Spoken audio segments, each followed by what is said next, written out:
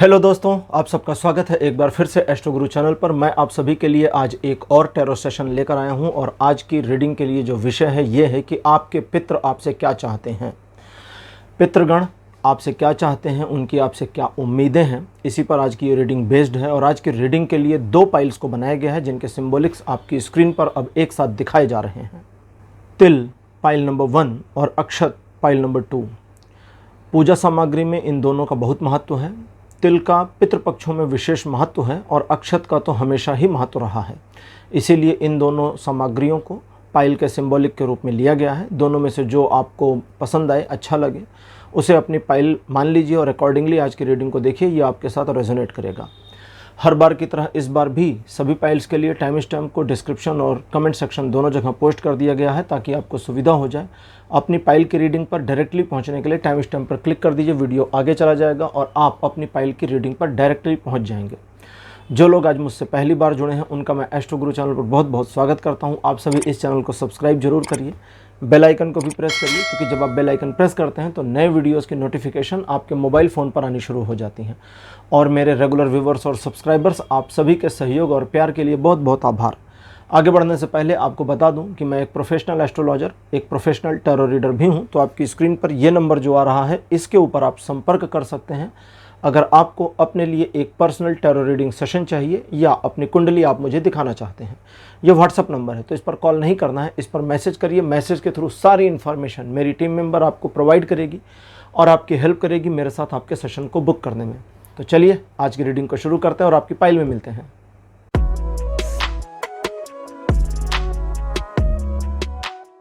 Hello pile number 1, आप सबका स्वागत है। आपकी रीडिंग में आपने तिल को चुना था, काले रंग के तिल, मेरे बगल में उसकी फ़ोटो लगा दी गई है। चलिए आज की रीडिंग को शुरू करते हैं और देखते हैं कि आपके पितृगण आपसे क्या चाहते हैं। पितृ वे होते हैं जो हमारे परिवार के सदस्य थे और अब इस दुनिया को छोड़ करके पितृलोक में जा चुके हैं। कार्ड नंबर 1 आपके लिए अपीयर हुआ है 5 ऑफ पेंटिकल्स। सेकंड पोजीशन पर आपके लिए द डेविल। कार्ड नंबर 3 आपके लिए है 10 ऑफ वॉन्ड्स। फोर्थ पोजीशन पर आपके लिए 8 ऑफ पेंटिकल्स और अंतिम कार्ड आपके लिए अपीयर हो रहा है queen of swords. Pile number 1 आज का हमारा विषय है कि आपके पितृ आपसे क्या चाहते हैं। आपके पितरों को लेकर के उनकी उम्मीदें, चाहतें, ख्वाहिश या कहें तो एक तरह से उनका मैसेज जैसी जो इन्फॉर्मेशन है उसके अकॉर्डिंग वे चाहते हैं कि आप थोड़ा क्रिएटिव रहें और परिवार के प्रति अपने भाव में और ज़्यादा समर्पण लेकर आएँ। उनके प्रति आपकी जो रिस्पॉन्सिबिलिटीज़ है उससे कुछ मामलों में आप हटे हुए भी नज़र आते हैं, तो उस रिस्पॉन्सिबिलिटी पर भी आपको आना है। यानी कि जब पितृपक्ष आएँ, ये रीडिंग आप जब देख रहे हैं आपके साथ ये वहीं से रेजोनेट करेगी। आप इसे पितृपक्ष से पहले देख रहे हैं, पितृपक्ष में देख रहे हैं या पितृपक्ष के बाद देख रहे हैं, तो जो कुछ भी बताया जाएगा वो आप अगले पितृपक्ष में अप्लाई कर सकते हैं। एक चीज़ का आपको प्रयास करना चाहिए कि देखिए आपके पितृ आपसे कुछ मामलों में नाखुश और कुछ मामलों में खुश दिखते हैं, तो थोड़ा मिक्स उनका मूड आ रहा है यहाँ पर। एक निराशा की भावना है। निराश होना अपने आप में ये जताता है कि आशा की किरण की पॉसिबिलिटी अभी है। होपलेसनेस में अगर हम होपलेस इंग्लिश के शब्द को देखें तो ये होप से ही बना है। होपलेस, होप जो नहीं है, तो निराशा आशा का ही विपरीत हो गया, विलोम हो गया। तो यहाँ पर यह दिखता है कि उन्हें थोड़ी निराशा हो रही है पिछले कुछ समय से। इस निराशा का कारण क्या है उसको ठीक से समझें। पितरों की केयर ना कर पाना।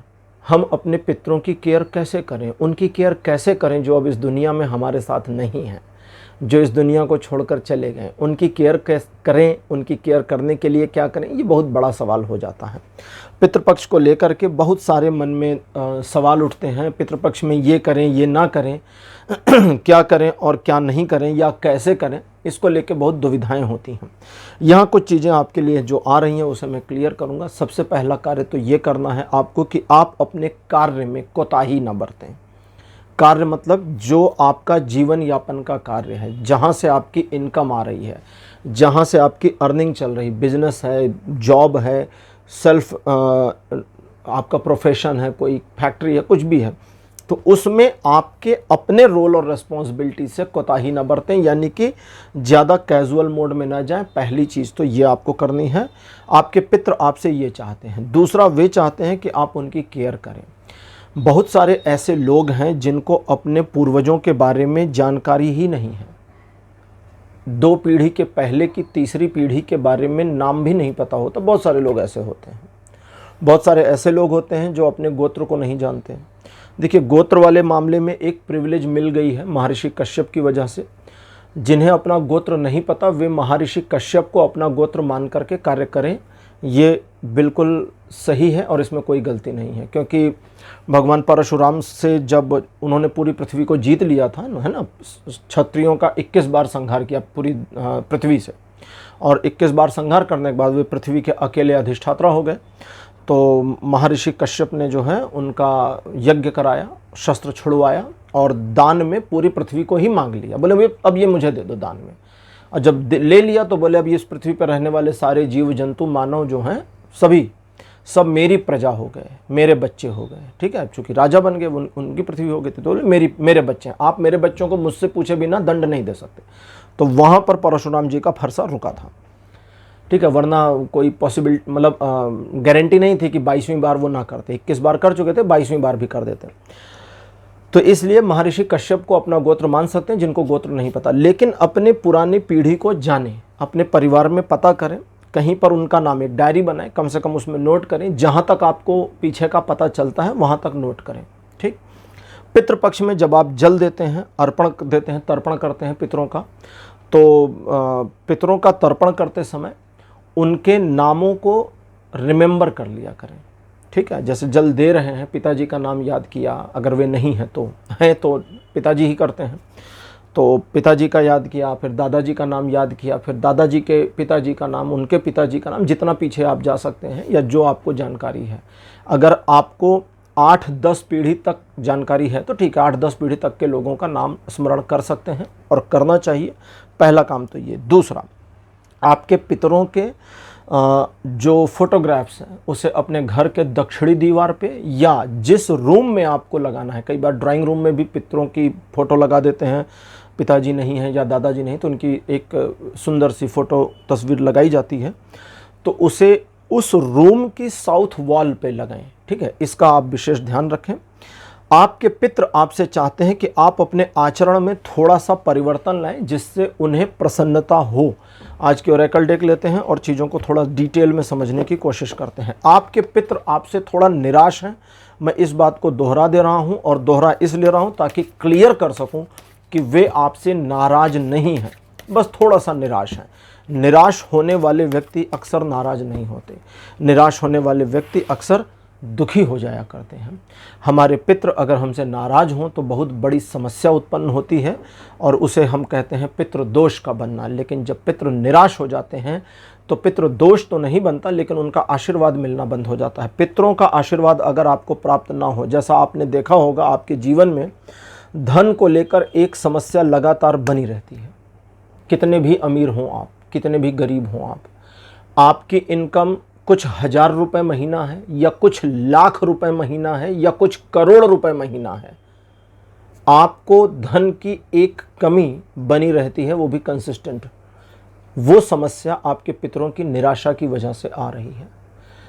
कई बार आपने ये भी देखा होगा कि धन के मामले में आपके निर्णय या तो गलत होते हैं या वे अनायास खर्च होते हैं या ऐसी जिम्मेदारियों को निभाने में चले जाते हैं जो सचमुच आपके क्राइटेरिया में नहीं थी।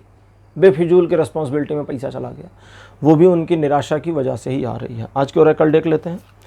पहला कार्ड आपके लिए है तंत्र, सेकंड नंबर पर आपके लिए है बुद्धि, कार्ड नंबर 3 आपके लिए माता लक्ष्मी, फोर्थ पोजीशन पर आपके लिए है तेजस और अंतिम कार्ड आपके लिए अपीयर हुआ है, यह है अहिंसा। मैं बहुत बार अहिंसा के बारे में बोल चुका हूं, मेरे जो रेगुलर सब्सक्राइबर्स हैं वे जानते हैं, जो लोग नए जुड़े हैं उनको बता दूं, इस अहिंसा का संबंध उस राजनेता की अहिंसा से नहीं है जिनका बहुत नाम भारत में और दुनिया भर में हो गया है। ठीक है, उनको असल में अहिंसा के बारे में रत्ती भर ज्ञान नहीं था, उनको बस अहिंसा शब्द पता था, बाकी कुछ नहीं जानते थे। ठीक है, और वे अहिंसावादी भी नहीं थे। द्वितीय विश्व युद्ध में उन्होंने भारत के बहुत सारे युवाओं को मरने के लिए सेना में शामिल होने को प्रोत्साहित कर दिया था, वो भी एक बात है। ठीक है, तो द्वितीय विश्व युद्ध को समर्थन भी दे रहे थे, एक तरह से देखें तो अहिंसावादी ऐसा नहीं करते। खैर, अब हम बात करते हैं ओरेकल कार्ड्स क्या कहते हैं। आज मामला हमारा है कि आपके पितृ आपसे चाहते क्या हैं। सीधे सरल शब्दों में कहूँ, एक लाइन में अगर कहूँ तो आपके पितृ चाहते हैं कि आप धनी मानी बन जाएं। धनी मानी यानी आपको धन की समस्या ना हो और समाज में आपका एक रुतबा हो। आपने एक प्रॉब्लम अपने साथ देखी होगी, कई बार आप समझ रहे होते हैं कि आपको क्या करना है, कैसे करना है, कितना करना है, कब करना है, लेकिन फिर भी टालमटोल चलता रहता है। एक आलस मन में ऐसा बना रहता है जिससे आप छूट नहीं पाते। कई बार कदम उठाते उठाते भी आप पीछे खींच लेते हैं। ये सारी समस्याएं आपको जो दिख रही हैं, मिल रही हैं, ये कहीं ना कहीं आपके पितरों से और उनकी निराशा से जुड़ी हैं। तो सबसे पहले आपको अपने पितरों से प्रेम करना है। प्रेम करने का, अब जो दुनिया में नहीं हम उनसे कैसे प्रेम करें। हम भगवान कृष्ण के प्रेम में, भगवान राम के प्रेम में पागल हैं। वे धरती पे नहीं हैं, हमारे सामने नहीं हैं, लेकिन उनके विग्रह हैं या उनकी स्तुतियाँ हैं, हम उनके बारे में जानते हैं। तो परिवार में अपने पितरों, अपने पूर्वजों के बारे में बातचीत कभी कभी किया करें। ठीक है, इन्फॉर्मेशन, नई पीढ़ी को जानकारी देना। कभी कभी अकेले बैठें तो अपने पूर्वजों को याद करें, पॉजिटिव नोट्स पर, जो नेगेटिव पॉइंट्स थे उन पर नहीं। जैसे मान लीजिए आपके पिताजी नहीं हैं या दादाजी नहीं हैं, उनके साथ कोई झगड़ा हुआ था, उनके साथ कोई मनमुटाव था, कोई कुछ भी था, या कभी कभी होता है कि उनकी ही कुछ आदतें गलत थी। ठीक है, वो जो था वो इसी पृथ्वी लोक पे था और वो यहीं छूट गया, ख़त्म। वे विशुद्ध हो गए, यहाँ से चले गए। अब उनकी पॉजिटिव चीज़ों को, कहते हैं ना कि जो लोग दुनिया में नहीं, उनके बारे में अच्छी बातें करो। उसका रीज़न ये है कि गंदी बातें, गलत बातें, सारी नकारात्मकता तो यहीं की है, लेकर तो कहीं से आए नहीं थे। तो पॉजिटिविटी में ही आपको उनके बारे में सोचना, बात करना इत्यादि चाहिए। और आपको इस बात का थोड़ा ध्यान रखना चाहिए कि, या ध्यान रखना चाहिए अथवा इस बारे में विचार करना चाहिए कि जब वे आपके साथ थे तो परिवार को लेकर के, आपको लेकर के या अपनी पीढ़ी को लेकर के उनकी आइडियोलॉजी क्या थी। अगर आपसे पूछा जाए कि आपको पता है आपके दादाजी क्या चाहते थे कि उनका परिवार कैसा हो जाए, बहुत सारे लोगों को पता ही नहीं होगा, बहुत सारे लोग नहीं जानते। या आपके परदादाजी जो भी कार्य कर रहे थे वे क्या चाहते थे परिवार में क्या हो, थोड़ा इसको मालूम करें। आप कहेंगे वो चाहते थे खुशियां रहें, परिवार में सब मिलजुल कर रहें। ये तो सभी चाहते हैं, ये तो नॉर्मल बात है। ये तो आप भी चाहते हैं कि परिवार में सब मिलकर रहें, खुश रहें, लेकिन मिलकर कौन रहता है, बंटवारा सभी करते हैं। तो ये उनको भी पता था कि बंटवारा हो जाएगा, परिवार बटेगा, लेकिन एक्चुअली परिवार का मोटो क्या होना चाहिए, विज़न जिसको कहते हैं, क्या होना चाहिए, उसके बारे में अगर आप जानकारी हासिल करें तो वो जानकारी आपके बहुत काम आने वाली है। यहाँ विज़न क्या हो सकता है अनुमानतः, उसके बारे में मैं कुछ भी नहीं कहूँगा, वरना वो चीज़ आपके दिमाग में घर करेगी और आप डाइवर्ट हो जाएंगे। तो वो आपको पता करना है, एक टास्क है। दूसरा, अपने घर में धन को लेकर के, पैसों को लेकर के आपको एक ऐसी प्रक्रिया में अपने आप को लगाना है जिसमें कंसिस्टेंसी बने और चीज़ें थोड़ी ऑटोमेट हों। यानी कि पैसे की आवक के लिए सिर्फ मेहनत मेहनत मेहनत पर नहीं रुक जाना है। आपके पितृ चाहते हैं कि आप कुछ ऐसी व्यवस्था बनाने की कोशिश करें जिससे आपके द्वारा एक सिचुएशन ऑटो रोटेट हो जाए जो धन को आपके परिवार में लगातार लाती रहे। और इस चीज़ पर काम करने के लिए आपको समय लेना चाहिए, इंतज़ार करना चाहिए, अपने विचारों में, अपनी योजनाओं पर थोड़ा काम करना चाहिए और अपने आप को किसी भी प्रकार की तकलीफ़ देने से बचना चाहिए। इसको भी ध्यान रखिए। आपके पितृ नहीं चाहते कि आप उनके लिए अपने आप को तकलीफ़ में डाल दें, वे नहीं चाहते। वे चाहते हैं आप प्रसन्न रहें, खुश रहें। वे आपके द्वारा बस अपने को पॉजिटिव नोट पे याद रखवाना चाहते हैं। वे चाहते हैं कि आप उनके कुछ आइडियोलॉजीज़ को फॉलो कर लें। वे चाहते हैं कि आप अपने परिवार को धनी बनाने, रिच बनाने की प्रक्रिया में जुट जाएं, अगर आप कहते हैं कि आपके पास कुछ रिसोर्सेज की कमी है, तो आपको ज़रा ध्यान देना चाहिए कि आपके 4 हाथ नहीं उगाएंगे रिसोर्सेज बनाने के लिए, 2 ही हाथ रहेंगे। इस दुनिया में जो लोग अमीर हैं उनके पास भी इतना ही शरीर है जितना आपके पास और मेरे पास है, ठीक है, कुछ एडिशनल नहीं है। किस चीज़ को सही तरह से इस्तेमाल करना है, तो वो है अपनी बुद्धि और विवेक को, और बुद्धि और विवेक को इस्तेमाल करने के लिए अपनी बुद्धि को चलाना शुरू करिए। दूसरों से आइडिया ले सकते हैं, दूसरों से सलाह ले सकते हैं, लेकिन अंततः डिसीजन आपको लेना पड़ेगा और उस पर काम करना होगा। और हाँ, टाल मटोल वाले रवैये से बचने के लिए आपको अपने परिवार की, अपने घर की स्वच्छता पर थोड़ा ध्यान अधिक देना होगा। इसको अगर करते हैं, आप स्वयं को स्वच्छ रखते हैं, रोज़ नहाते धोते साफ़ सुथरे कपड़े पहनते हैं, जहां आपका वर्क स्टेशन है वहां सफाई रखते हैं, परिवार में घर में सफाई रखते हैं, तो ये टाल मटोल वाली प्रक्रिया से आप निकल आएंगे। क्योंकि अक्सर देखा गया है कि इस तरह के आलस्य राहु ग्रह के कारण हो जाते हैं, और राहु ग्रह जब नकारात्मक रूप से प्रभाव डालता है तो आलस्य ले आता है व्यक्ति के मन में, व्यक्ति के शरीर में, व्यक्ति के आसपास की जगहों पर। और अगर आप सफाई करें, हम सफाई करें, सफाई से रहें, तो राहु का वह नकारात्मक प्रभाव सकारात्मक में बदल जाता है। आपके पितृ आपसे चाहते हैं कि आप न सिर्फ धन को लेकर के परिवार की इमेज पोजीशन को इम्प्रूव करें, बल्कि कुछ ऐसा भी करें जो आपको धनी बनाए, साथ साथ आपके परिवार के सम्मान में वृद्धि कराए। ये चीज़ें सुनने में अभी ऐसा लग सकता है कि मुझे क्या करना चाहिए, ये तो बताया नहीं। आप जो कर रहे हैं उसे करिए। पहली चीज़, आप व्यापार कर रहे हैं, जॉब कर रहे हैं, उसे करिए। ये माइंडसेट अडॉप्ट कर लीजिए। इस माइंडसेट को जब आप अडॉप्ट कर लेंगे कि मुझे परिवार को धनी बनाना है, मुझे परिवार को सम्मानित बनाना है समाज में, और इस पर मुझे काम करना है, और मुझे मार्गदर्शन मेरे पितृ देंगे, तो यकीन मानिए आपके पितृ आपको मार्गदर्शित कर देंगे। ये उनका एक तरह से समझें तो मोरल ड्यूटी है। वे और क्या करेंगे? हमारे जो पितृ हैं वे हमारा भला चाहने के अलावा और कर भी क्या सकते हैं? थोड़ा कड़े शब्द हैं, थोड़ा सा नकारात्मक भी लग सकता है कुछ लोगों को कि पितरों के बारे में ऐसा कह रहा हूँ, लेकिन सच में हमारे पितृ हैं, वे हमारे ही देवता हुए, एक तरह से हमारे ही परिवार के लिए आसक्त हुए, और उन्हें हमारे परिवार के और हमारी तरक्की, हमारी उन्नति, हमारी प्रगति के अलावा कोई मोह इस दुनिया में नहीं है। तो उनके प्रति समर्पण के भाव में आए, उनके प्रति सम्मान में आए, उनके प्रति अपनी जिम्मेदारियों को पूरा करें, पितृपक्षों में तर्पण इत्यादि करें। ठीक है, इन चीज़ों को, छोटी मोटी चीज़ें उसको ठीक कर लें, और फिर देखें कि चीज़ें कैसे पलटती और बदलती हैं। पाइल नंबर 1 आपकी रीडिंग यहीं कंप्लीट हो गई है। आज की रीडिंग आपको कैसी लगी? अपने एक्सपीरियंस, अपने अनुभव कमेंट सेक्शन में ज़रूर लिखिएगा। इस वीडियो को लाइक करिए, शेयर करिए, और चैनल को सब्सक्राइब करना मत भूलिएगा। अगले वीडियो में आपसे फिर मिलूंगा। Bye bye.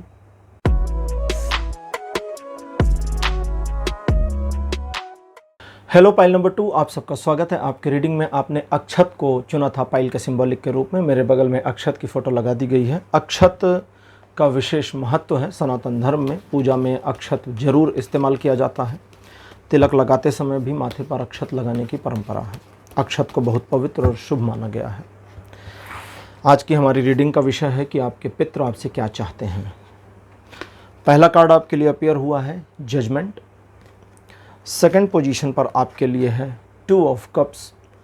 कार्ड नंबर 3 आपके लिए है page of pentacles. Fourth position पर आपके लिए है द फूल, और अंतिम कार्ड आपके लिए है द मैजिशियन। आपके पितृ आपसे क्या चाहते हैं, आज का हमारा विषय। अगर मैं इसको एक लाइन में समेट दूं तो आपके पितृ चाहते हैं कुछ नया करिए, कुछ ऐसा करिए जो अभी तक परिवार में नहीं किया गया, परिवार के लोगों ने ट्राई नहीं किया। अब इसका ये मतलब नहीं कि इस बात को सुनते ही कल से शुरू हो जाइए, समझिए बात को। कुछ ऐसा करिए जो अभी तक परिवार के बारे में नहीं सोचा गया कि इस परिवार में ऐसा भी किया जा सकता है, या इस परिवार के सदस्य ऐसा भी कर सकते हैं। जैसे मान लीजिए आप पूरे फैमिली बिजनेस में हैं, तो घर के किसी एक बच्चे को अगर जॉब में इंटरेस्ट है तो उधर पुश करें। अगर आप जॉब में हैं, पूरी फैमिली पिछले कई पीढ़ियों से जॉब ही कर रही है, ठीक है, या जैसे परिवार में सभी लोग डॉक्टर हैं या सभी लोग इंजीनियर, ऐसा होता है ना, फैमिलीज़ होती हैं ऐसी, और घर का कोई एक बच्चा है वो बिज़नेस में जाना चाहता है, या सारे लोग डॉक्टर हैं वो इंजीनियर बनना चाहता है, सारे लोग इंजीनियर हैं वो आर्मी में जाना चाहते हैं, या कोई बच्ची है वो डेंटिस्ट बनना चाहती, जो भी है वॉटेवर, जो अभी तक परिवार की रेगुलर परंपरा में नहीं आया था, वो कुछ करने के लिए आपके पितृ चाहते हैं। अब आपको आगे बढ़ना चाहिए। अब इसका ये अर्थ नहीं है कि एक्चुअली आप ही करेंगे, इसको पहले समझ लें। जैसे मान लीजिए आप एक महिला हैं जिनकी उम्र, मतलब सपोज करिए, एक उदाहरण दूंगा ना, उदाहरण से समझाऊंगा। मान लीजिए कोई महिला हैं जिन्होंने पाइल नंबर 2 सेलेक्ट किया है, जिनकी उम्र 40-45 साल की है, तो जाहिर सी बात है कि अब वे 40-45 साल की उम्र में कुछ नया नहीं ट्राई कर पाएंगे। तो ये उनके लिए समझने का चीज़ है कि अब उन्हें अपने परिवार में इस तरह के रास्ते ओपन होने के लिए एग्री होना चाहिए। ठीक, यहाँ ये भी आ रहा है कि पितरों के द्वारा कि वे समझते हैं कि इस पूरे मामले में कुछ रिस्क हैं और इन रिस्क को कैलकुलेट भी किया जा सकता है। ये देखा जा सकता है कि रिस्क का लेवल कितना है, कहाँ तक रिस्क है, और जहाँ तक रिस्क है वहाँ तक का रिस्क लिया भी जा सकता है। जैसे मान लीजिए आपका परिवार एक बिजनेस में है, एक उदाहरण ये। दूसरा, मान लीजिए परिवार जॉब में है।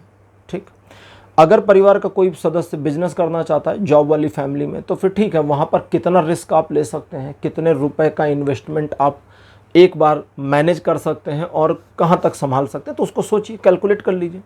और अगर परिवार पूरा बिजनेस में है, बच्चा जॉब में जाना चाहता है, तो उसकी पढ़ाई लिखाई पर जो खर्चे वर्चे आएंगे, है ना, ऐसा थोड़ी ना है कि बिजनेस में ही इन्वेस्टमेंट लगता है, पढ़ाई पर भी बड़ा इन्वेस्टमेंट लगता है, डिग्रीज़ के लिए, हॉस्टल के लिए, रहने के लिए, तैयारी के लिए। तो उस खर्चे वगैरह का कितना रिस्क मैनेज कर सकते हैं, उस हिसाब से कैलकुलेट करके उतना रिस्क लेने की आवश्यकता है। इस चीज़ को समझे। यहाँ एक और चीज़ आ रही है, वो ये कि आपके पितृगण ये समझते हैं कि पिछले कुछ समय से या पिछले काफ़ी समय से, जिसका सिनेरियो लगभग 30-40 साल पीछे भी जाता है, समाज में बड़ा परिवर्तन आ चुका है, तौर तरीक़ों में परिवर्तन आ चुका, रहन सहन में भी परिवर्तन आ चुका है। और वे समझते हैं कि इस परिवर्तन के साथ आप लोगों ने अपने आप को जिस तरह से ढाला और परिवर्तित किया, ये उनको संतुष्ट करता है। ऐसा नहीं कि वे असंतुष्ट हैं, या क्लियर कर दे रहा हूँ, आपके पितृ ना आपसे नाराज, ना आपसे असंतुष्ट, बस वे एक परिवर्तन अब आपके परिवार में चाहते हैं जो अपेक्षित है, होना चाहिए।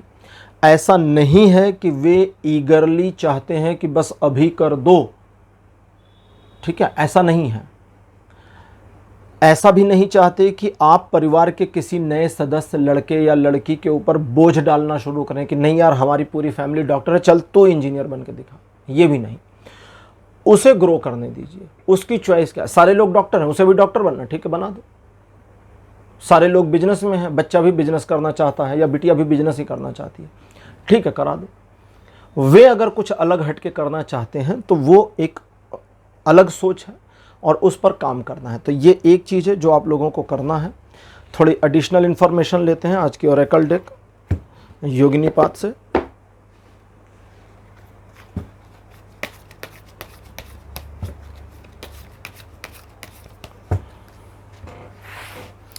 कार्ड नंबर 1 आपके लिए अपीयर हुआ है कर्म। सेकंड पोजीशन पर आपके लिए कार्ड अपीयर हुआ है स्वाध्याय। थर्ड नंबर पर आपके लिए श्री गणेश जी। कार्ड नंबर 4 आपके लिए है ओजस। और अंतिम कार्ड आपके लिए अपीयर हुआ है तंत्र।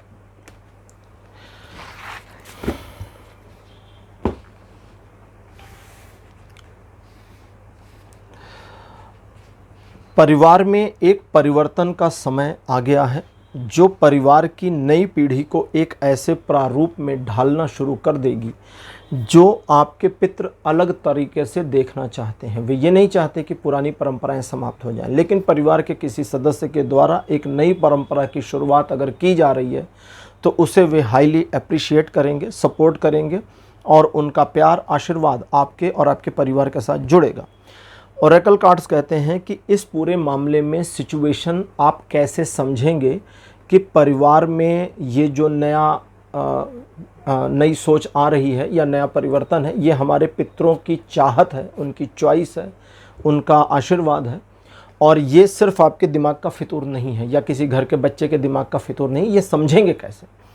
तो उसके लिए बता रहे हैं कि उसके लिए मतलब उस नई पीढ़ी के बालक या बालिका के लिए, बच्चे के लिए चीज़ें आसान होंगी। यानी कि अगर आपकी फैमिली बिजनेस में है और बच्चा जाना चाहता जॉब में है किसी भी तरह के, तो उस बच्चे के लिए अपनी एजुकेशनल फील्ड में काम करना बहुत आसान होगा। मतलब उसे ऐसा नहीं है कि एकदम जोर लगा के हैया करना पड़ता होगा, नहीं, उसके लिए बहुत इजी होगा। उसका आप स्किल सेट देखेंगे तो वो हाईली डेवलप्ड होगा, या इस तरह का होगा कि आपको भी समझ में आएगा कि हाँ, इसको अगर हम जरा सा धक्का दें तो ये बच्चा उस ओर निकल सकता है या निकल सकती है।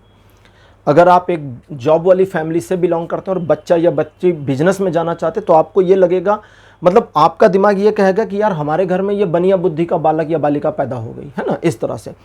तो वो चीज़ समझ में आनी शुरू हो जाएगी। ये विषम नहीं होगी कि बच्चे का दिमाग तो बिजनेसमैन वाला नहीं है या बिजनेस वुमेन वाला नहीं है, लेकिन इसको करना बिजनेस है। ये इस तरह का हो तो उसे समझाएं कि देखो तेरा दिमाग बिजनेस वाला नहीं है, हमें समझ में आ रहा है, ठीक, क्योंकि बिजनेस करने के लिए ना बनिया बुद्धि चाहिए, जो बोलचाल की भाषा में कहते हैं। यहाँ किसी जाति बिरादरी से मतलब नहीं है। तो ये उसके लिए थोड़ा ऑटोमेटेड जैसा होगा, आसान होगा। तो ये एक पहला सिम्टम है। दूसरा सिम्टम, आपको ये समझ में आएगा कि उसके लिए वो नई दिशा पकड़ना सिर्फ एक सोच, चाहत, ख्वाहिश ही नहीं है, बल्कि उसके लिए वो स्वयं में बहुत एफर्ट भी कर रहा या कर रही है। उसे अपने आप को डेवलप करने में जितना मज़ा आता है उतना उसे बाकी चीज़ों में नहीं आता। वो विरक्त नज़र आएंगे, आपको अलग दिखेंगे, वो उस तरह के बच्चे आपको थोड़ा डिफरेंट नज़र आएंगे, ठीक है। उन्हें सिचुएशन को आगे बढ़ाना है, अपने आप को आगे बढ़ाना है, लेकिन जैसा कि अक्सर परिवारों में होता है कि जब लकीर से हटकर कोई आगे बढ़ना चाहता है या चाहती है तो परिवार एक बैरियर लगाता है। उस बच्चे का ये जितना अभी मैंने सिम्टम्स बताया, संकेत बताए, इसको देखकर, इसको समझकर, सुनकर ऐसा लगता है कि वे विद्रोही हो सकते हैं। विद्रोह करेंगे कि नहीं नहीं नहीं, मुझे जॉब नहीं करना, बिजनेस करना, नहीं बिजनेस नहीं करना, जॉब करना, इस तरह का। तो यहाँ है नहीं, वे विद्रोही नहीं होंगे, वे परिवार का अप्रूवल चाहेंगे कि आप उन्हें सहमति दें कि वे उस दिशा में अपने प्रयास को करें। ये सबसे बड़ा सिम्टम है कि वे अपने परिवार को बिल्कुल नीचा नहीं दिखाना चाहते, वे आपको गलत नहीं साबित करेंगे। अगर आप पूरी बिजनेस फैमिली हैं और बच्चा जॉब में जाना चाहता है या चाहती है तो वे आपको गलत नहीं साबित करेंगे कि अरे कहाँ बिजनेस में लगे हो, रोज़ दुकान खोलो, बंद करो, सातों दिन जमे रहो वहीं दुकान पर बैठे रहो, मोटे हो जाओ। वे इस तरह की बातें नहीं करेंगे। वो कहेंगे नहीं ठीक है, ये बहुत अच्छा है, लेकिन मैं एक बार इधर ट्राई करना चाहता हूँ या चाहती हूँ, और उसके लिए उन्हें आपकी परमिशन चाहिए होगी, पॉजिटिवली चाहिए होगी, फॉर्चुनेटली चाहिए होगी, रिस्पेक्टफुली चाहिए होगी।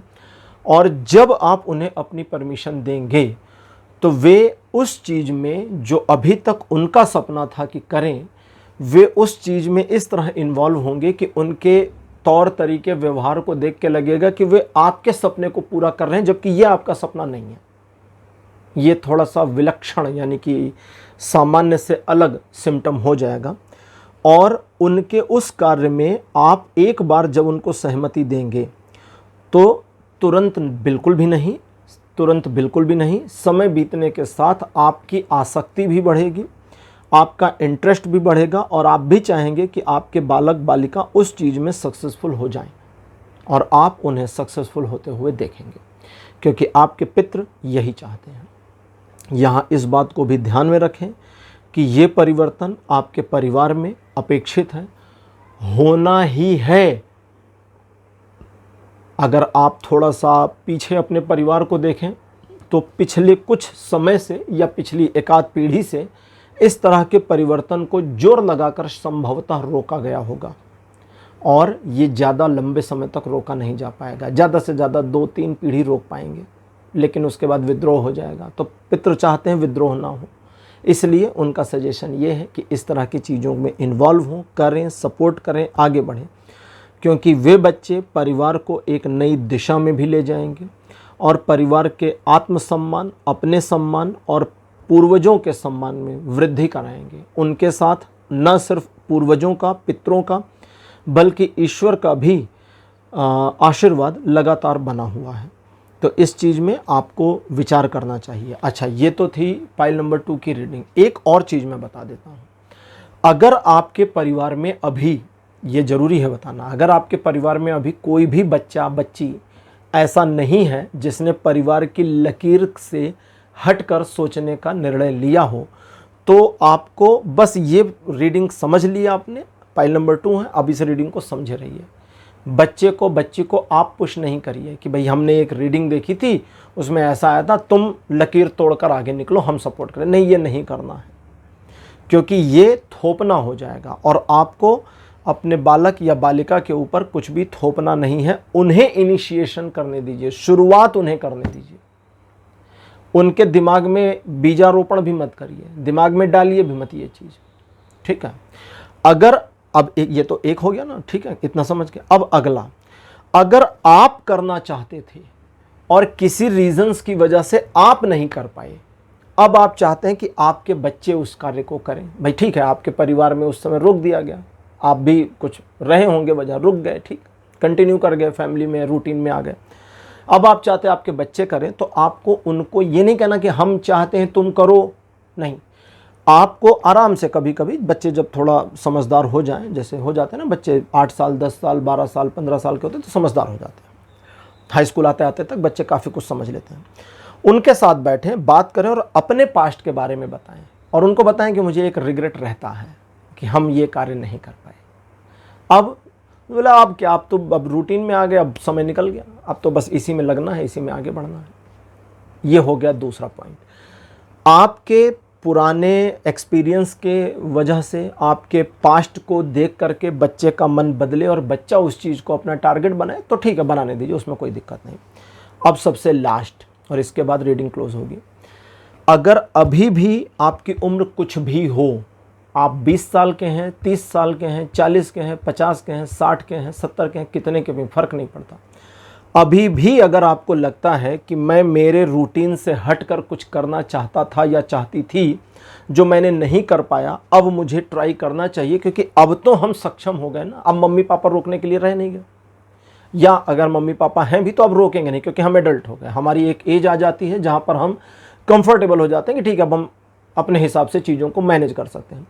और अगर आपको लगता है कि अब आप अपने सपने को पूरा करने की दिशा में कार्य कर सकते हैं, तो आपको आगे बढ़ना चाहिए। आपके पितरों का साथ, उनका आशीर्वाद आपके साथ बना हुआ है। पाइल नंबर 2 रीडिंग यहीं कंप्लीट। आज की रीडिंग आपको कैसी लगी, अपने एक्सपीरियंस, अपने अनुभव कमेंट सेक्शन में जरूर लिखिएगा। इस वीडियो को लाइक करिए, शेयर करिए और चैनल को सब्सक्राइब करना मत भूलिएगा। अगले वीडियो में आपसे फिर मिलूंगा। Bye bye. बंद करोगी? हाँ, तो बंद करोगी तब तो निकलेगा कि इसी पर, हाँ ना, यही इसी का